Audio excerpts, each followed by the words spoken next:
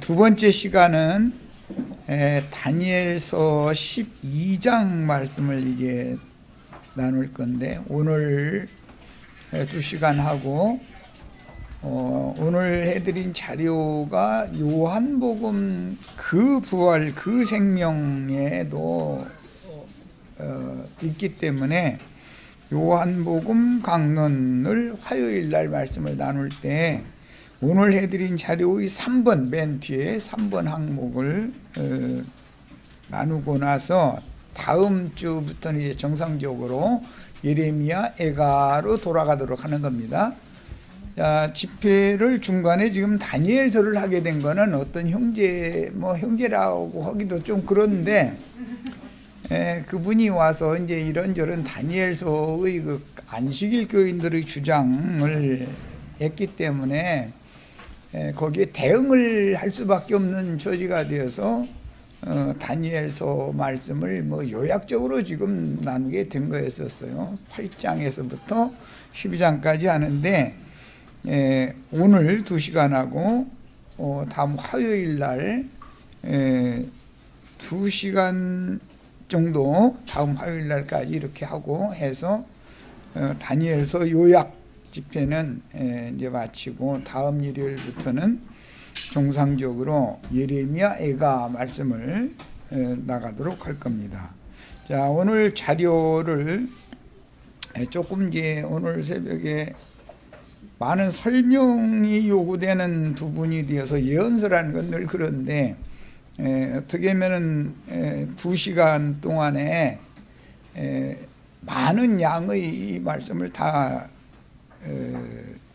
나눌 수가 있을까 고심하다가 조금 보충을 했어요. 이걸 읽는 거 이렇게 해서 읽는 것이 더 쉽겠다 싶어서, 너무 요약적인 집회 자료를 해드리면은 그걸 설명을 하면 많은 시간이 걸리기 때문에 일부러 시간을 약하기 위해서 자료를 조금 더 보충한 거예요. 자, 다니엘서 이제 다 같이 봅니다. 12장 1절에서 3절. 그때라는 것은 악한 일에 쓰임받는 바다 짐승인 헬라왕 안티오쿠스 에피파네스가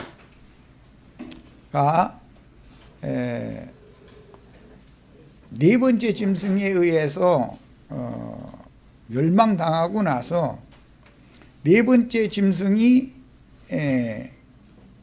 그의 장막궁전을 바다와 영화롭고 거룩한 산 사이에 세우게 될 것이다. 이 예언이 11장 45절 11장의 마지막 절에 나오는 말씀이고, 12장은 지금 그 말씀에서 이어지고 있는 거예요. 그러니까 그때라는 것은 네 번째 짐승 나라가 권세를 잡고 영화롭고 거룩한 땅을 지배하게 된 때라는 말이단 말이야. 이해하셨어요? 로마라는 나라가 네 번째 짐승 나라죠. 권세를 잡고 팔레스타인 땅까지도 지배하는 때가 되면 그때단 말이야. 그때에 네 민족을 호위하는 대군 미가엘이 일어날 것이요, 또 환란이 있으리니, 이 대군 미가엘이 일어나는 것은 10장 11장에 연거푸 나왔었죠. 팔레스타인 땅을 지배하는 세상의 강대국을 일으킬 때는 그 세상 나라의 수호신을 무찔러 버리고 새 나라를 일으키는 일에 미가엘이 보냄을 받아서 세상 나라의 수호신을 이겨야 되는 문제잖아요. 그러니까 예를 들자면은 영국이 해가 지지 않는 나라라고 했던 때는 17세기인데 불과 얼마 지나지 않아서 아메리카 대륙을 발견하게 만들고 미국이라는 나라를 세우셨잖아요. 그러려면 영국의 그 권세를 능가하는 어떤 새로운 세력을 일으켜야 되잖아요. 그때마다 항상 영국의 수호신을 이기는 미가엘이 하나님의 군대 장관이 일어나서 세상 나라를 그렇게 바꿔야 된다 그런 말이에요. 그런데 이제 우리는 지금 또 한 번 바꿔질 그런 경점에 우리가 지금 있는 거죠. 그 일을 위해서 이제 계시록에 보면 미국은 독수리로 대표되는 나라고 중국은 용으로 대표되는 나라인데 계시록에 보면 용과 독수리가 전쟁을 하는 얘기가 나오잖아요. 그건 이미 2000년 전에 쓰여진 글인데도 하나님이 우주 역사를 이렇게 경영을 하시기 때문에 그러는 거예요. 그럼 말씀이 그렇게 됐으면 당연히 그 일이 이루어지겠죠. 여러 번 말씀드렸지만 인간 나라의 어떤 큰 세계 대전이 일어나는 건 처음 시작할 때는 경제 전쟁을 하는 거죠. 항상 경제 전쟁을 하는 거예요. 그래가지고 경제 전쟁이 어떤 강대국끼리 부딪히면 이제는 힘으로 전쟁을 해버리는 거예요. 항상 인간 나라라는 것은 힘의 원리가 먼저는 돈, 국민들의 삶과 관계가 되기 때문에 사실은 그걸 지키기 위해서 군사력도 준비를 다 해놓는 것이거든요. 이런 원리를 잘 이해를 하고 계셔야 돼요. 세상의 신이라고 하는 것은 가장 큰 힘이라고 하는 것은 주로 세 가지인데 첫째는 재력이고 그 다음에는 정권력이고 그 다음에는 영적인 권세단 말이야. 이 세 가지가 666이다 그래서 이게 짐승표라고 그러죠. 이런 기본 성경의 원리를 아셔야 되겠어요. 자, 이제 자료로 갑니다. 그때 네 민족을 호위하는 대군 미가엘이 일어날 것이요 또 환란이 있으리니 이는 개국 이래로 그때까지 없던 환란일 것이며, 이 말씀은 예수님이 마태복음 24장 15절에서 재인용을 했죠. 자, 이 전에도 없고 후에도 없는 큰 환란의 때가 실제적으로는 로마 시대 때 예수가 죽임당하는 것이 가장 큰 환란의 때였죠. 그때까지는.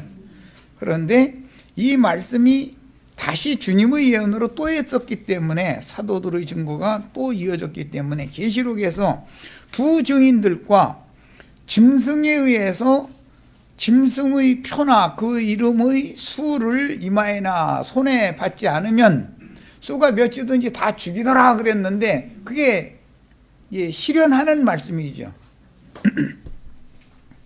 우리는 지금 짐승의 때를 눈앞에 두고 있는 거예요. 예수님은 네 번째 지금 다니엘서에서 말하는 네 번째 짐승의 때에 예수님이 오셔서 죽으셨지만 그것은 세상을 심판하실 때였기 때문에 전에도 없고 후에도 없는 큰 환란의 때였죠. 예수가 십자가에서 죽임당하면 아담 세계, 첫 아담 세계가 심판받은 거단 말이야. 이것이 전에도 없고 후에도 없는 개국 이래도 가장 큰 환란의 때였었던 거예요. 그런데 그 말씀은 예수님과 사도들의 시대에 이루어진 것은 표적이다 말이에요. 표적. 팔레스타인 땅에만 그런 일이 일어나는 것은 하나의 후대 사람들을 위한 경고성의 표적인 것이고, 완성되는 것은 내가 너에게 지금 증거한 모든 말은 온 지구상에서 이루어질 것이다. 이렇게 누가복음 21장에는 이제 확증을 하셨죠. 예수님 때는 팔레스타인 땅에서만 이루어졌잖아요. 그럼 표적이 된 거다 이거예요. 무엇에 대한, 앞으로 이방인의 때가 끝난 다음에 온 지구상에서 이루어질 일에 대한 표적이 된 거다 그런 말이에요. 그런데 우리는 이 바로 코앞에 지금 우리가 지금 살고 있는 거예요. 경각심을 다 가질 필요가 있습니다. 사실은 우리는. 자, 그때 네 백성 중 무릇 책에 기록된 모든 자가 구원을 얻을 것이다 그랬어요. 이스라엘 백성이라고 그래서 다 구원을 받는 게 아니죠. 굉장히 중요한 말인데, 이제 참 이스라엘, 모든 믿는 이들은 참 이스라엘이라고 그러죠, 로마서에 보면. 그런데 믿기만 하면 구원이라는 말이 이 말씀에 의하면 안 맞는다는 뜻이겠죠. 믿은 사람들만 하나님의 백성들인데 백성 중에서도 무릇 책에 기록된 자만 구원을 얻는다는 거예요. 자, 오늘 우리 형제 자매님들 이 말씀을 잘 명심해서 들으시기를 바라요. 예배당에 열심히 다 믿는다고 다니지만 하나님의 백성을 자부하고 있지만 그들이 다 구원받는다는 말이 아니라 책에 기록된 모든 자들만 구원을 받는다는 거예요. 그러면 이런 말씀에 대해서는 깊이 묵상을 할 필요가 있는 거죠. 그때 당시의 이 예언의 실현이라는 것은 선지자들의 예언이 이루어질 수 있는 예언의 때, 즉 70년에 대한 이상이 실현되는 때에 대한 지금 말씀으로 1차 적용이 되는 것이었기 때문에 71회의 이상이 실현되면 현상적으로는 우리가 여기에서 어디로 가야 된다? 예루살렘과 우리에게, 우리 조상들에게 기업으로 주신 약속의 땅으로 돌아가야 된다라고 나팔을 부는 자들이 일어나게 돼 있다 그런 말이에요. 이것은 고레스의 칙령이 실현된다 이제 그 말이에요. 바벨론이 무너지고 나면 고레스라는 사람이 하나님의 기름 부음 받은 자라고 돼 있죠. 이사야서에 보면 내 종 고레스에게 내가 기름을 부어서 세운다 그랬잖아요. 이방 적국의 왕이지만 그 사람을 통해서 그 사람의 마음을 감동시켜서 바벨론이 종교적인 학대를 했던 사람들을 이제는 종교적인 자유를 주는 때가 온다 이거예요. 이것은 예수님이 죄와 사망의 법으로부터 대속제물로 드려진 후에 그분의 영을 보내셔 가지고 죄와 사망의 법칙으로부터 생명의 성령의 법칙에 의한 해방을 시킬 것에 대한 그림자가 됐었던 것이죠. 우리는 여기 분명히 다 여기에 말씀이 응한 사람들이죠. 자, 그러니까 이 말이 알아들어진 사람은 여호와 앞에 있는 족보책에, 이스라엘의 족보책에 농명이 된 자들이고, 계시록 이름으로는 창세로부터 죽임을 당한 하나님의 어린 양의 책에 농명된 자들만 구원을 얻는다. 계시록에서는 이렇게 돼 있죠. 그러니까 믿기만 하면 구원받는다고 하는 말씀이 한 단계 더 나갔다는 건 알 수가 있죠. 로마서에서는 누구든지 믿기만 하면 구원을 얻는다 이렇게 돼 있잖아요. 그런데 계시록에서는 믿은 자들, 부름을 받은 자들 중에서 빼내심을 받은 자들, 곧 이기는 자들만 구원 얻는 얘기로 좁혀졌죠. 이런 성경의 흐름에 대해서 완전한 이해가 필요합니다. 그때 당시 현상적으로는 예루살렘과 약속의 땅 본토로 돌아온 소수의 무리만 구원을 얻은 것이지, 아시리아나 바벨론 제국에 흩어졌던 사람들 중에 그 이방 땅에서 성공을 하면 돌아올 필요가 없지요. 이방 땅에서 성공한 사람들이 돌아올 수는 없는 거죠. 미국에 이민 갔는데 모든 것이 잘 됐다. 그러면 한국에 돌아올 사람이 있어요, 없어요? 한국에 있는 사람도 데리고 가지. 그렇죠? 그런데 거기서 고생만 하고 살아남을 대책이 없으면 뭘 생각하죠? 본향을 생각하게 돼 있죠. 그래서 예를 들어서 뭐 경상도 어떤 뭐 산골 고라당 어디에 이게 부모가 남겨준 그 땅이 조금 있고 거기 선산이 거기 있고 그러면 겨우 비행기값 해가지고 모든 거 정리해서 비행기값 해가지고 와서 아버지 무덤 앞에 가서 무릎 꿇죠. 눈물을 흘려가면서 아버지 제가 인생 경영을 잘못했습니다. 아버지 용서해 주세요. 아버지 교훈을 이제 이 나이 먹어가지고 내 새끼들 고생 시키다가 아버지 용서해 주세요. 그러죠. 그러면 그 사람이 이제 일어날 수 있죠. 그런데 자존심이 있지. 내가 내 고향 마을 떠날 때 우물에다가 침 뱉어가면서 내가 다시는 돌아와서 내 이 우물을 안 먹을 거다 이러고 떠났는데, 동네 사람들 얼굴도 다 알고 있는데, 액사람들 있는데 다시 돌아간다는 게 마음이 너무 자존심이 허락을 안 하면 돌아올 수 있어요, 없어요? 미국에서 그냥 알거지 생활하다가 그냥 인생 끝나는 거죠. 우리는 이제라도 더 좋은 참 본향을 기억하고 울면서 돌이키는 그림이 나에게 오늘 이 말씀이 응하기를 바라요. 형제 자매님들, 이것이 은혜인 줄을 아시기를 바라요. 자, 그래서 본토에 돌아온 자들만 구원을 얻었고, 본토에 돌아온 자들이라고 그래서 다 본토에 거하게 하는 것이 아니라 돌아온 무리를 하나하나 다 불러다가 족보를 조사하죠. 이스라엘은 셈족은 이 족보를 굉장히 중요하게 여깁니다. 아주. 그런데 말을 펴보는 거예요. 그런데 바벨론 말은 유창하게 하는데 자기 조국 말은 떠듬떠듬한데 무슨 소리인지 알아듣지도 못하겠고, 거기다 대고 뭐 코큰 여자 데리고 왔는데 뭐니까 바벨론 여자, 가나안 이 자기 동족과 결혼을 한 것이 아니라 그 자식들도 또 말시켜 보니까 이거는 이제 2세 3세까지 데리고 가다 보니까 히브리어는 하나도 못 해버려. 말도 못 알아들어. 그러면 어느 편에?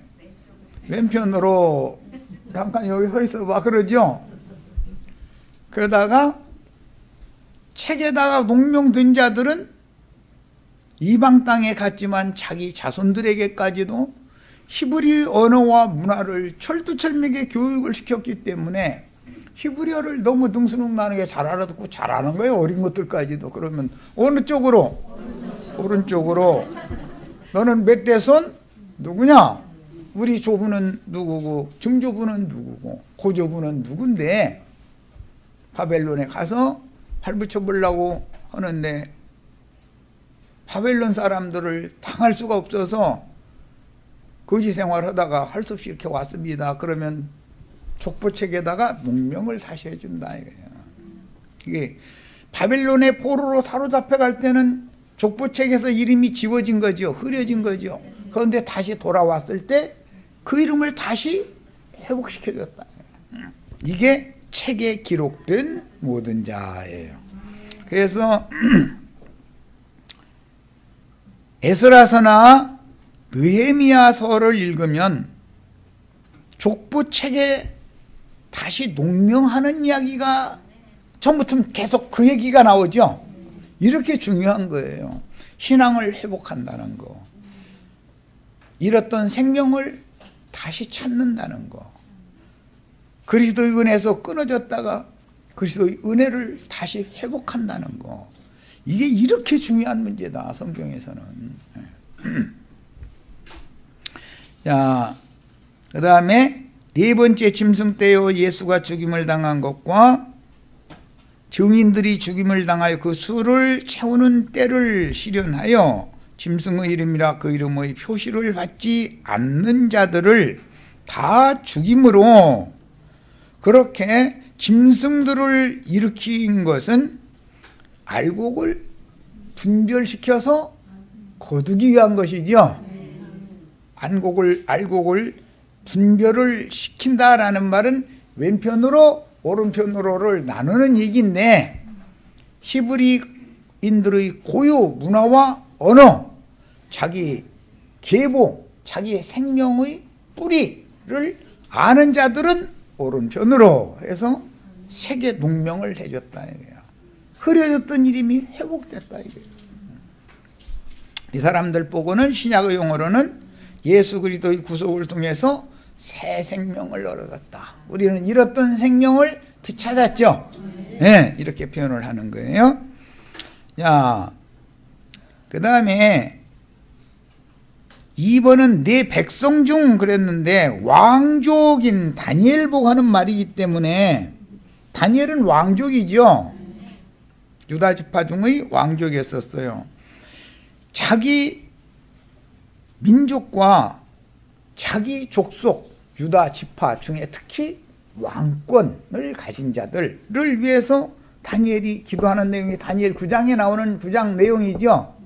자기 민족을 위해서만 기도하는 게 아니라 자기 족속을 위해서, 그것은 다윗의 후사들을 위해서, 왕권을 회복할 자들을 위해서 기도하는 내용이잖아요. 다니엘 9장. 유다와 베냐민 지파에 속한 백성들이었고 남유다 왕국이니까, 그런데 그 중에서도 특히 다윗의 왕통을 이을 자들을 위해서 기도하는 거예요. 많은 사람들이 돌아온다 할지라도, 그 땅에 남은 자들이 많이 있을지라도 다윗의 위를 이을 자가 돌아오지 않으면 이스라엘 나라의 왕국이 회복될 수는 없는 거죠. 이렇게 중요한 거예요. 오늘 우리가 무엇을 위해서 교회 생활을 하는지를 잘 생각을 해 보셔야 돼. 그리스도로 더불어 제사장이 되어 1000년 동안 왕노릇 할 자들이 회복되지 않으면 기독교 계가 아무리 흥왕해도 하나님의 나라, 메시아의 나라가 이루어지는 것은 아니다. 세상 나라가 주와 그 그리스도의 나라가 되기 위해서는 다윗의 위를 이을 메시아 예수 그리스도의 계보를 이어서 세상 나라를 심판하신 다음에 메시아의 왕국을 세워도 그 메시아의 왕국을 다스릴 수 있는 왕들이 세워지지 않으면 하나님의 뜻은 안 이루어지는 거다, 그런 말이에요. 오늘 우리 형제 자매님들 모두가 다 후사로서 왕권을 다 받는 축복이 다 있기를 바라요. 이런 얘기, 우리 같은 사람이 무슨 왕노릇을 하겠느냐고. 예, 이것은 이상과 계시가 필요한 거예요.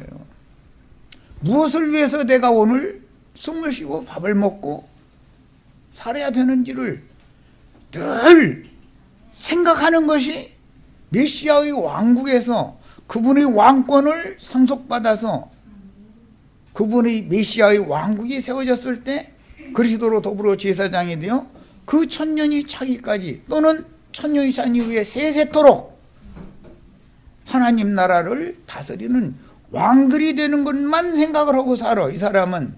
그러면 믿음대로 되는 거예요. 믿기를 바래요. 믿어지기를 바래요. 지금 나도한 형제가 30년을 지금 30년째를 이루고 이 소리를 반복하고 있는데 작년에도 그 얘기 하셨어요. 오늘도 또 그러시는 마음. 예. 인을 치느라고 그래, 인을 치느라고. 무엇에 세뇌당해서 무엇에 인이 쳐지면 그것만 생각하고 살게 돼 있어요. 그러면 그 믿음대로 이루어 주시는 거예요, 주님께서. 야, 다니엘이 기도하는 백성은 유다와 베냐민 지파에 속한 백성들이었고 특히 왕족 후사들을 위한 기도였었다. 바벨론 제국의 여러 지역에 포로가 되었듯이 세상 교계의 여러 교단이나 단체들에게 사로잡혔거나 흩어진 백성들을 상징한 거다. 아수르나 바벨론에 하나님의 백성들이 흩음을 당했던 것은 오늘날은 세상 교계 각 교파들에 다 지금 사로잡혀 있죠. 세상 교계의 어떤 유명하다 하는 사람들이 조직해서 세워놓은 어떤 단체들에게 다 속했어요. 이만희 같은 사람은 무슨 교단이 없죠. 교단은 없지만 이만희라는 사람을 바라보는 하나의 단체다 이거예요. 조직이다 이거예요. 종교 조직. 이거 하나님이 보실 때는 전부 흩어진 하나님의 불쌍한 백성들이다. 구원을 얻은 백성들은 책에 농명된 자들이야 돼요.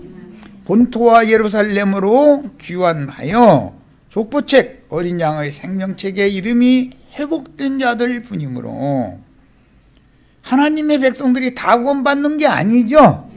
돌아온 무리만 구원받아요. 어디로 돌아와요?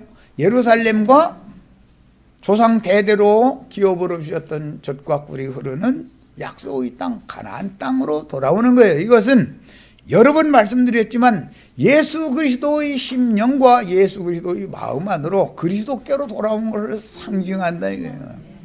이거 신앙이다 이거예요. 자, 그래서 그 이름이 회복된 자들이라는 말은 쫓겨날 때 그 이름이 하나님의 책에서 이름이 지워졌었죠. 그러다가 이제는 회복이 다시 농명이 된다 그런 말이에요. 이것은 하나님의 성령으로 인침을 받는다 그 말이에요. 다시 농명된다는 말은 무슨 뜻이라고요? 형제 자매님들의 신비에 예수 그리스도의 새 이름이 인침을 받는다 이런 말이에요. 짐승의 이름으로 인침받은 사람들이 너무 많죠. 누구 이름을 받을 거냐라는 게 죽고 사는 걸 결정하는 거예요. 70일의 예언이 이루어질 자들은 모든 백성들이 아닌 것이다. 네 백성 중에 무릇 책에 기록된 모든 자만 구원을 얻는 것이다. 자, 책에 기록된 모든 자가 구원을 얻을 것이다. 창세로부터 죽임을 당한 하나님의 어린 양의 생명책에 동명된 자들은 포로에서 돌아와 이스라엘의 족보책에 다시 농명된 자들인데 에스라서 2장이나 8장 그 다음에 10장 18절로 44절 느헤미야 7장 등에 보면 족보를 다시 회복하는 이야기가 계속 나오죠. 이만큼 중요한 거예요. 생명을 회복한다고 말이에요. 생명을. 우리 조상들에게 주신 아브라함의 믿음을 회복하는 사람들, 다윗의 믿음을 회복하는 사람들을 성경에서는 이렇게 중요하게 다루는 거다. 세상 교계에서 나와서 여기저기 끼웃거리고 헤매고 다녀서 될 일이 아니죠. 이런 명확한 나팔을 부는 저 부는 소리인지 꽹과리 치는 소리인지 깡통 굴러가는 소리인지 알아들을 수 없는 많은 말을 해서 그게 무슨 나팔을 듣고 전쟁을 준비하라는 뜻인지 무슨 평화시대가 왔다는 뜻인지 뭐가 뭔지 모르겠는 나팔을 부는 사람들이 수없이 많죠. 명확하게 나팔을 불어야 된다 이거예요. 지금 우리는 무엇을 어떻게 하라는가를 정확하게 해야 된다 이거예요. 나팔을 불어도 듣는 자들은 뭐가 필요하냐? 분별력이 필요하다. 영적인 분별력이 필요한 거다. 이런 사람들은 새 언약에 이제 그런 사람들을 인도하는 자들이 있는데 그들은 새 언약에 느헤미야 10장에 보면 인친자들이 나오죠. 새로운 언약을 체결하죠. 느헤미야 10장에 보면 우리가 다시는 어떤 일이 있어도 이제는 배도하거나 하나님을 슬프게 하는 일은 절대로 하지 않는다. 내가 하면서 인을 칩니다. 그 문서에다가 이것은 모세에게 말씀을 주시고 나서 책에 기록해서 백성들에게 들려주고 나서 피를 뿌리고 나서 인을 쳐서 계약 체결을 한 것처럼 돌아온 무리를 인도했던 소수의 어떤 무리들이 그 책에 그 족보책을 회복된 사람들의 책에 인을 다시 친다 이거예요. 언약을 체결해 가면서 인을 친다 이거예요. 인침받은 사람들이 있어요. 그러니까 이 새 언약에 인을 친 자들은 신약으로 말하자면 예수 그리스도의 소위 말하는 마지막 6월절 만찬 때 주님과 함께 새 계약을 체결하고 그들의 신비에 인을 친 사람들에 대한 상징인데 오늘 우리 형제 자매님들도 비록 나도한 형제가 부족하게 전하지만 말하고자 하는 의도를 영감으로 깨달아서 각자의 심령 속에 인침을 꼭 받으시기를 바라요. 그래서 나가서 사람들에게 이걸 전해야 된다. 나팔을 불어야 된다. 이 말을 알아듣고 따라 나오는 사람들은 예루살렘과 본토로 돌아올 수 있게 돼 있는 거다 그런 말이에요. 돌아온 자들만 구원을 받는 거니까 하는 말이에요. 자, 이제 생명책에 관한 것은 인용을 해드렸고, 우리 형제 자매님들이 다 이 인용한 성구를 찾아보시기를 바랍니다. 자, 땅의 티끌 가운데에서 자는 자 중에, 그랬으니까 1절에 나온 사람들은 그 현상적인 세대 가운데 살아서 그날을 맞은 사람들에 대해서 한 말이죠.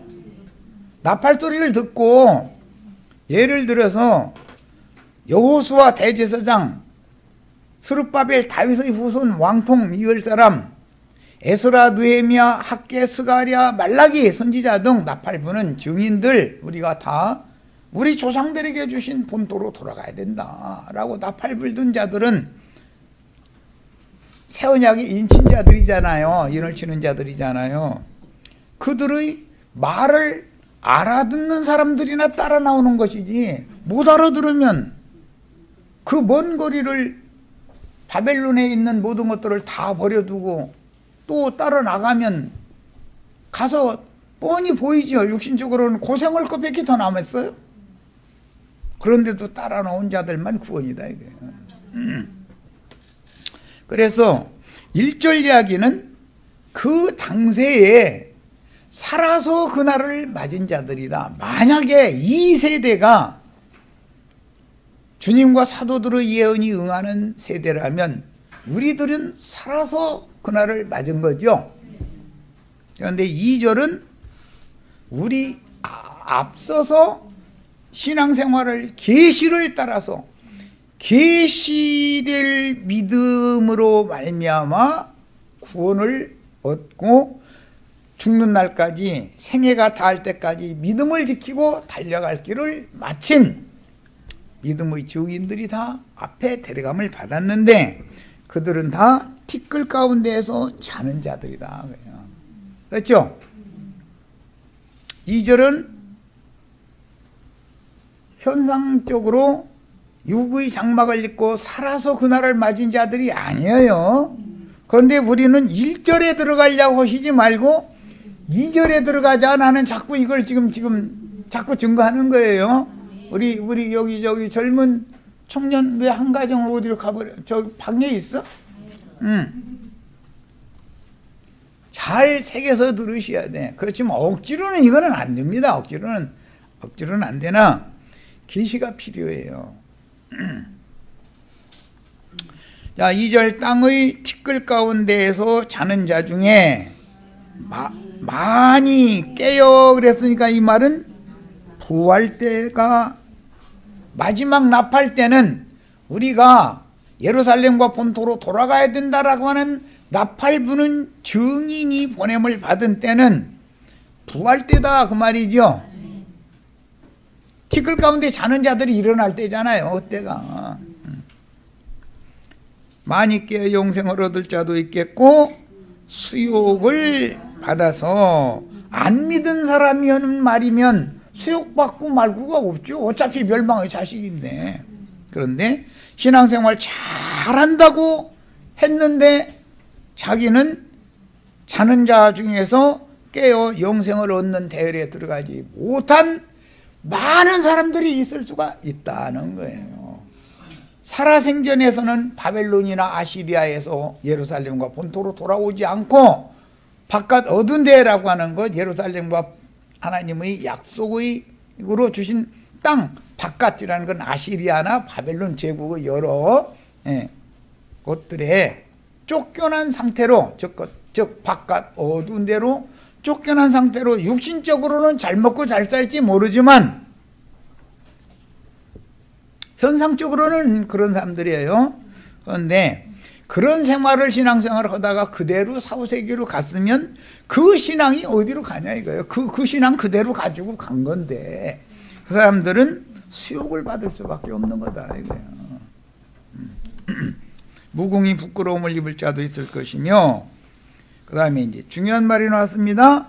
지혜에 있는 자는, 오늘 우리 형제 자매님들도 이런 말씀을 들을 때는 지혜와 계시의 영이 임하시고 명철과 총명의 영이 임해서 형제님들이 모두가 다 지혜자들인 그리스도의 사람들, 하나님의 사람들이 다 되시기를 바라요. 계시록 13장에 보면 6이라고 하는 것은 지혜 있는 자만 깨닫는다 그랬죠. 지혜가 있어야 돼요. 그거 깨달아야 짐승표를 안 받을 거 아니에요. 그 대신 어린 양의 새 이름을 내 이마에나 손에 받을 거단 말이에요. 야, 지혜 있는 자는 궁창의 빛과 같이 빛날 것이요. 궁창의 빛과 같이 빛난다는 말씀은 창공에 빛들이 있는데 이 빛들은 비유로서 요셉의 별들도 있고 11지파의 별들도 있죠. 기왕이면 요셉의 별과 같이 빛나는 별이 되면 가장 좋은 거죠. 오는 메시아의 세계는 무엇으로 왕노릇을 하니까? 빛으로 어둠을 이겨서 다스리는 세계니까 그것을 참빛이다 그랬고 생명의 빛이다 그래요. 궁창의 빛과 같이 빛날 것이요. 계시록 6장 9절로 11절에 보면 여섯 번째 나팔, 여섯 번째 인이 떼어질 때는 하나님 말씀과 저희 가진 증거를 인하여 옥배임을 받은 자들이 하늘의 제단, 열린 제단이지 이제 거기 그때는 하늘의 제단에서 우리의 피값을 갚아주시지 아니하시기를 어느 때까지 하려 하시나이까. 그러니까 그들에게 흰 두루마기를 주시며 그러되 잠시만 기다리라. 너희 동무종들도 너희와 같이 죽임을 당해서 그 수가 차기까지 잠시만 더 기다려라 그랬죠. 야, 우리는 고무리에 들어가기를 난 바라는 거예요. 우리 형제자매님들은. 그런데 그 다음에 이어지는 말씀은 태풍이 불기 시작하니까 무화과 나무의 선 열매가 떨어지듯이 떨어지더라. 그와 같이 하늘의 별들이 떨어졌다 그랬어요. 마태복음 24장에서 그 말씀을 예수님이 인용을 했었죠. 천계에는 그런 일들이 벌어질 것이고 별들이 떨어질 거다 그랬어요. 별들이 떨어지는 건 뭘 말하냐면 이런 말씀을 전하는 하나님의 종들이 다 순교당했다. 그 수를 마지막으로 지었어요. 여기 마지막 수에까지는 최소한 다 들어가셔야 되겠어요. 조금 미리 들어가면 더 좋고 지금 이렇게 신앙생활 이보다 더 평쾌할 수는 없죠. 지금 먹을 것이 없어요. 입을 것이 없어요. 의자가 없어요. 책상이 없어요. 책이 없어요. 뭐가 부족해요? 그런데 짐승 때가 오면 이렇게 편안히 앉아서 이런 말씀 듣게 놔두지를 않겠죠. 그때 난 이길 거야. 그때 가서 난 이길 거야. 그때 가서 이길지 못 이길지는 봐야 하는 문제고. 그리고 많은 사람을 옳은 대로 돌아오게 한 자. 옳은 대로라는 것은 하나님의 의신 그리스도께로 돌아오게 하는 자는 별과 같이 영원히 빛날 것이다 그랬어요. 다 이렇게 되시기를 바라요. 주님의 은혜가 임하기를 바라요. 그리스도의 은혜가 왕노릇 하는 사람이 돼야지 나의 심령 안에서 그리스도가 충만히 임재하셔서 나는 너의 심령에 그리스도의 은혜가 함께 있기를 바라노라. 모든 신약의 서신서들의 끝에는 형제 자매님들의 심령에 그리스도의 은혜가 함께 계시는 것을 축복을 해줬죠. 그 축복이 다 임해서 내 영혼 속에서는 그리스도의 은혜가 왕노릇을 하는 사람이 돼야지 내 육체 속에서 죄가 왕노릇 하는 사람으로 그대로 일생을 마쳐서는 안 되겠다. 그리스도의 은혜가 형제 자매님들의 영혼을 지배하고 주장하고 다스려서 마음과 생각이 견고하게 붙들려야 되겠고 지키심을 받아야 되겠어요. 보존을 받아야 되겠어요. 거짓 선지자들이 전하는 말도 같지 않은 거짓 불응에 의해서 나의 신앙 양심을 팔아넘기는 것이 나 스스로 자살하는 것이다 이거예요. 자, 육의 몸이 죽어 그 영혼은 주 안에서 자는 자들 중에서도 깨어 일어나 머리를 들고 영생 얻을 자들이 있다. 예수님이 말씀하실 때, 마지막 때에 대한 말씀을 하실 때 이 말씀을 다니엘서 말씀을 인용했죠. 일어나 머리를 들라 그랬죠. 깨어 영생을 얻을 자들 보고만 하는 말이다 이거예요. 그들이 생전에 선지자들로 전하신 여호와의 말씀을 끝까지 따르던 이기는 자들이니 거짓 선지자들의 미혹을 당하지 않았고 무엇로 미혹하겠어요? 육신의 일, 땅의 일, 세상에서 잘 되는 거 등등으로 미혹을 하죠. 속세의 영화를 위해서 자기 영혼을 팔아넘기지 않으므로 계시록에서는 14장 1절에서 5절에 나오는 시온산에 어린 양이 서 계시고 어린 양 앞에 올라간 14만 4천은 정절을 지킨 자들이다 그랬죠. 무슨 정절이겠어요? 육신의 정절 지키라는 말은 표상일 뿐인 것이고 내 영혼을 믿음을 끝까지 잘 지켜야 된다 이거예요. 변질된 신앙을 갖지 말라 이 말이에요. 자, 그 다음에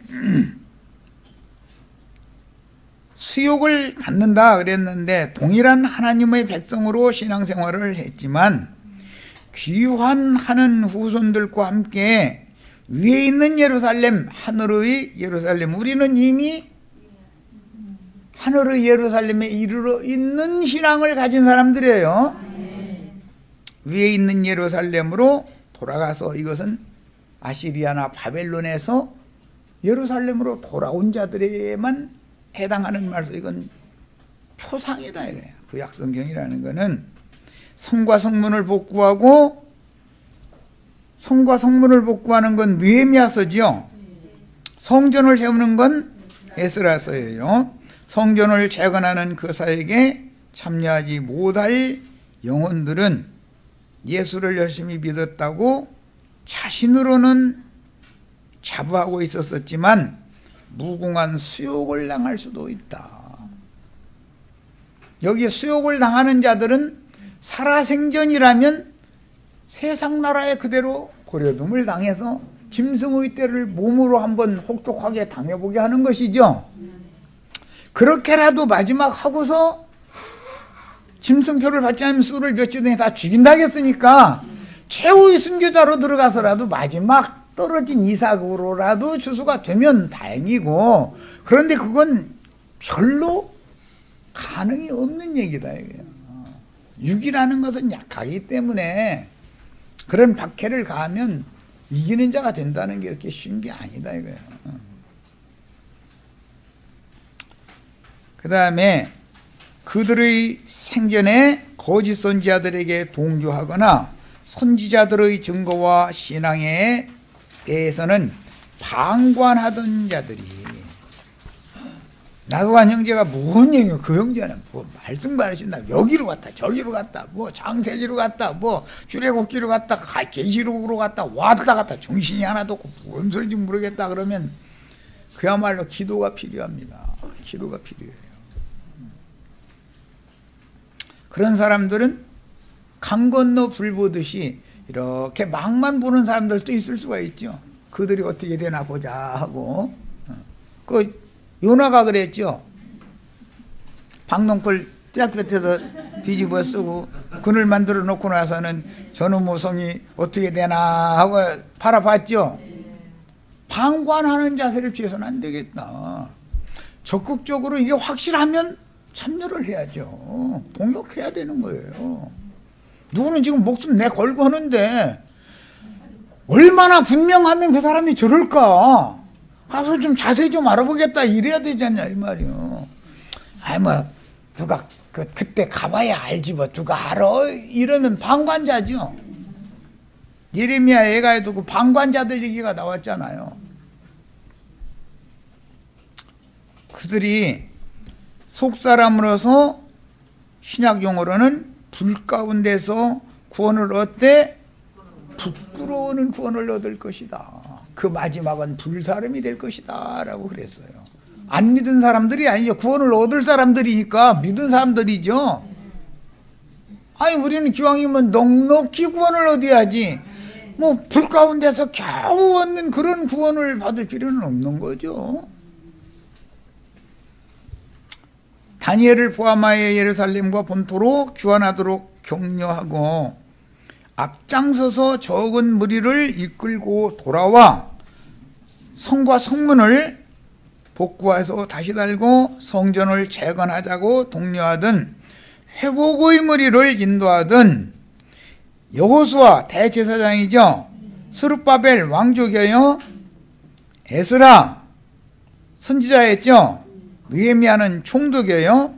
학개, 스가랴, 말라기는 선지자들이에요. 자, 이런 선구자들로서 현세에도 동일한 영과 정신으로 하늘에 기록한 장자들의 교회를 하늘에 기록한 장자들의 교회 생명책에 농명된다라는 말은 어디에 기록되는 것을 말하는 거죠? 하늘에 기록되는 걸 말하는 거예요. 하늘에 기록된다는 것은 하나님 자신 안에 기록한다 그 말이에요. 하나님 앞에 있는 책에 농명해 놓는다 그 말이에요. 예수 그리스도 영에다가 기록해 놓는다 그 말이에요. 그래서 장자들의 교회를 회복하는 이상은 생명책에 형제 자매님들의 이름이 확고부동하게 인치듯이 기록되어져 있는 사람들을 만드는 자가 필요하다 이거예요. 그러려면 전 계시가 다 열려야 되는 거예요. 어디에 막히면 안 되는 거예요 이게. 그런 나팔을 불도록 위임을 받은 자들이고 계시록 10장 11장에서는 열린 작은 책의 말씀을 힘센 천사가 가지고 내려와서 요한에게 주어서 네가 이것을 먹고 다시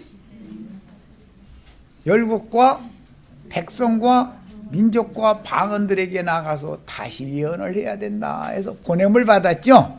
그들은 온 땅의 주 앞에 모셔섰다가 하나님 앞에서 보내심을 받은 하나님의 7 영들이고 7 눈들이다 그랬어요. 여기에 다 들어가시기를 바래요. 7 눈들이라는 것은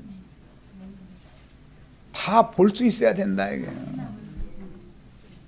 큰 돌 반석이신 그리스도는 앞뒤에 눈이 가득한 반석이에요. 그 하나님의 눈들이 다 되셔야 되겠어요.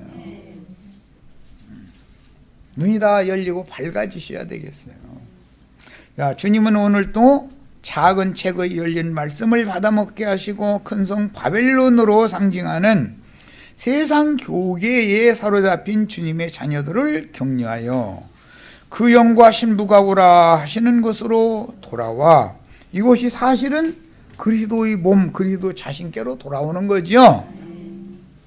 그리스도의 몸을 건축하자고 나팔을 불도록 보내심을 받아 큰 음녀가 앉은 많은 무린 백성과 무리와 열국과 방언들에게 증언하되 죽기까지 충성을 다하여 나팔을 울려 불어서 하나님의 백성들을 불러 모아 뱀의 낯을 피하여 양육하고 있는 중이니 이것이 천국 추수를 준비하는 것이다.